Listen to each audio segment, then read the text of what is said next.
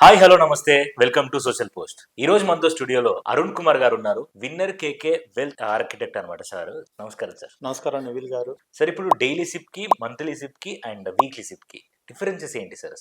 ఇది కూడా చాలా మంచి లాజిక్తో కూడినటువంటి క్వశ్చన్ అండి. సార్ ఇందాక మనం చెప్పుకుంటున్నప్పుడు డైలీ సిప్ అంటే ఈ యొక్క ఇండెక్స్తో పాటు ఈ యొక్క స్టాక్స్ ఎంతవరకు పర్ఫామ్ చేయగలుగుతున్నాయి దాని మీద మనం చెప్పాము.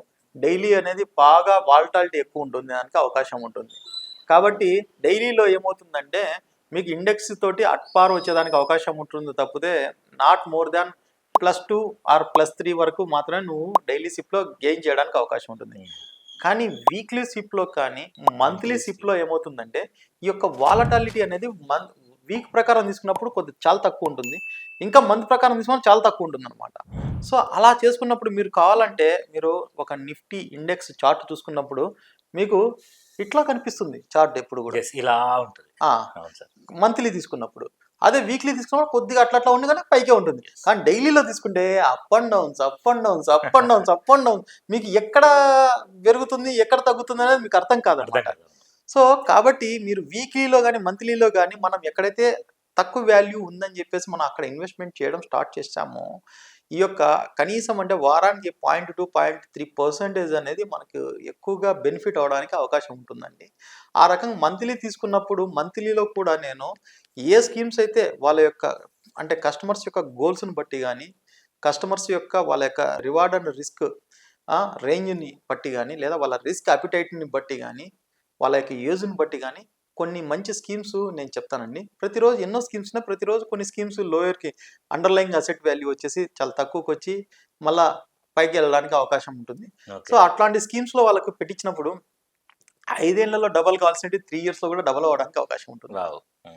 సో అలాంటి మామూలు ఒక ప్రొఫెషనల్స్ దగ్గరికి వచ్చినప్పుడు వాళ్ళు ఖచ్చితంగా అడ్వైజ్ చేస్తారండి. మీరు నా దగ్గరికి వచ్చినప్పుడు కూడా నేను అలాంటిదే అడ్వైజ్ చేస్తాను.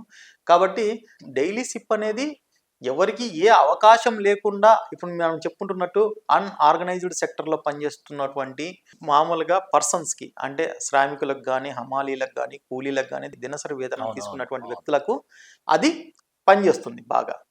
కానీ వాళ్ళు కూడా కొంత ఆర్థిక స్తోమత కలిగి మామూలుగా వేసుకోగలిగినటువంటి ఉంటే వీక్లీ మంత్లీ అనేది చాలా చాలా ఉపయోగపడతాయి. ఓకే. అలాగే మనకి ఇప్పుడు మంత్లీకి వచ్చేటప్పుడు ఖచ్చితంగా ఉద్యోగస్తులకు కానీ లేదా వ్యాపారస్తులకు కానీ వీళ్ళు ఏంటంటే కొంత ఆఫర్ చేయగలుగుతారు. మంత్కి ఇంత అంటే ఖచ్చితంగా ఆ టయానికి ఉంచగలుగుతారు. కాబట్టి వీళ్ళకి ఇంకొద్దిగా ఎక్కువ వచ్చేదానికి ఆధారం ఉంటుంది.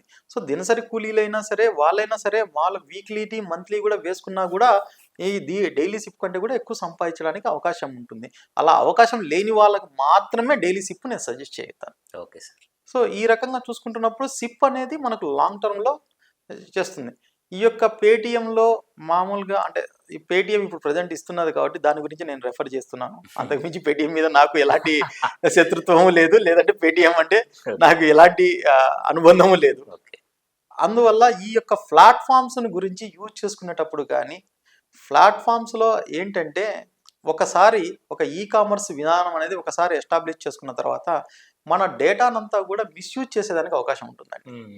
ఈ రకంగా జరుగుతున్నది కూడా ఇప్పుడు ప్రజెంట్ కూడా మీకు ఫస్ట్ యాప్స్లో ఏంటంటే మీకు ఫ్రీ ఆఫ్ కాస్ట్ తోటి కూడా మేము ప్రొవైడ్ చేస్తాము. వాళ్ళ నెలకి ఇప్పుడు కంట్రీ డిలైట్ తీసుకోండి, మీకు ఫస్ట్ ఏం చేశారు, పాలు మేము సప్లై చేస్తామంటున్నారు, మాల్ 4 రోజులకు ఒకసారి అంటున్నారు. ఒకసారి మొత్తం డేటాబేస్ అంతా తీసుకున్న తర్వాత మీకు ఇంటికి వస్తువులు సప్లై చేస్తామంటున్నారు. అలా ఏమవుతుందంటే ఈ ప్రజల దగ్గర నుంచి రకరకాలుగా డబ్బులు ఏ రకంగా మనం ఆదాయం పొందడానికి ఉపయోగపడతాయో ఆ రకంగా ఉపయోగిస్తున్నారు. కానీ ప్రజలకి ఎంత బెస్ట్గా ఇస్తామనేటువంటి పరిస్థితి లేదండి. కాబట్టి ఇలాంటి మీకు సేఫ్టీ సెక్యూరిటీ ఉండాలనుకుంటే మామూలుగా బిఎస్సి ఎన్ఎస్సి ప్లాట్ఫామ్స్లో మీరు ఇన్వెస్ట్ చేసినప్పుడే ఇలాంటి సెక్యూరిటీ ఎక్కువగా ఉంటుందని నేను చెప్పగలుగుతున్నాను. ఈ ఫిన్టెక్ యాప్స్లో ఇలాంటి జరగడానికి చాలా అవకాశాలు ఉన్నాయి. కాబట్టి ప్రజలందరూ ఈ యొక్క విషయాన్ని గుర్తెరిగి జాగ్రత్తగా తమ డేటాని ప్రొటెక్ట్ చేసుకోవడం ద్వారా కానీ లేదా ఇప్పుడు 21 రూపాయల్లో ₹1 అనేది 5% పెనాల్టీ కింద వస్తుంది, అంటే 5% ట్రాన్సాక్షన్ ఛార్జెస్ కింద వస్తాయి. కాబట్టి ఇలాంటి వాటికి మీరు అవకాశం ఇవ్వకుండా చక్కగా చేసుకున్నప్పుడు ఇంకా ఎక్కువ లాభాలు పొందడానికి అవకాశం ఉంటుంది. కాబట్టి మీరు జాగ్రత్తగా దీనిని పొదుపు చేసుకోవడం ద్వారా ఇన్వెస్ట్మెంట్స్ చేసుకోవడం ద్వారా చక్కగా మంచి అభివృద్ధి పొందాలని కోరుకుంటూ, నాకు ఈ కార్యక్రమం నచ్చినట్లయితే మీరు నన్ను లైక్ చేయండి, షేర్ చేయండి, సబ్స్క్రైబ్ చేయండి. మీ Arun Kumar, wealth architect forever. Thank you. Thank you sir. Thank you so much sir.